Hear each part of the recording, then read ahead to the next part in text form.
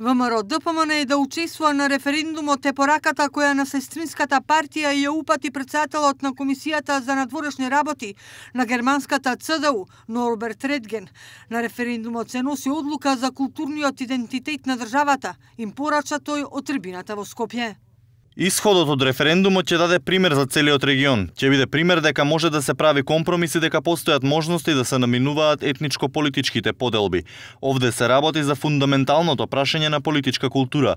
Колку изгледа мало овој референдум однадвор, тој има длабоко политичко, културолошко и геополитичко значење. И поранешниот известувач за Македонија, Хане Свобода, со порака до ВМРО ДПМН, добро да размисли како ќе настапи на референдумот.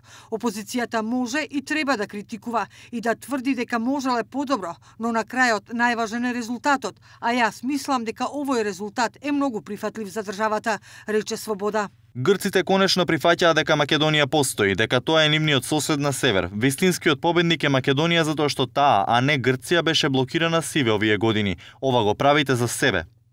Според шефот на дипломатијата Никола Димитров, целта на референдумот е за окружување на македонската државност. На овој референдум одлучуваме дали Македонија ќе оди напред или назад во ровот, рече Димитров. За заменик генералниот секретар на ВМРО ДПМН Петар Богоевски од реформското крило на партијата, кампањата Бојкотирам се темели врз лажни вести кои ги продуцираат центри кои се против европските и НАТО интереси на Македонија. За да можеме да добиеме целосна државност во Обединетите нации, а не условена како што имаме и како што реално е таква и ние криеме дека е тоа така. Односно не го кажуваме тоа храбро дека ние сме условно примени во Обединетите нации како земја членка. Со услов да го решиме проблемот со Грција. Ние и да ги изгубиме нашите желби да бидеме дел од НАТО и од ЕУ и да бидеме Швајцарија на Балканов. Ние ќе продолжиме да разговараме со Грција да отвориме ова прашање. Се со цел да добиеме полн легитимитет како земја членка на Обединетите нации. Ние тој процес мораме да го заокружиме и тоа е фундаментирање, тоа е поставување темелите на македонската државност, на Македонската република.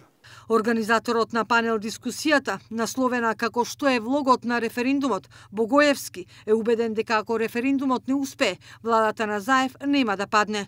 Туку ќе го протурка договорот низ институциите, а ќе добие и карт бланш од меѓународната заедница за сите неуспеси во државата и да го обвинува ВМРО ДПМН.